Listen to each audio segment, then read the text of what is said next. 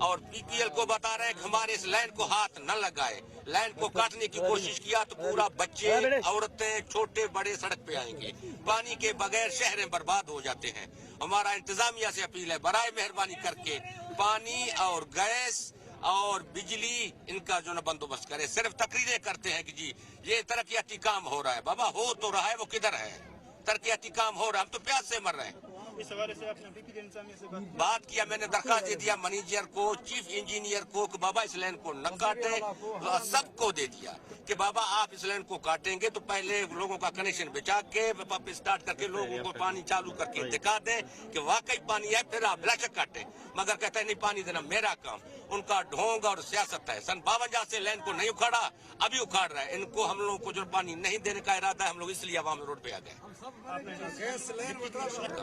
مہربانی کر کے پی پی ایل کو ہدایت کرو. پی پی ایل ہدایت ہوتا نہیں.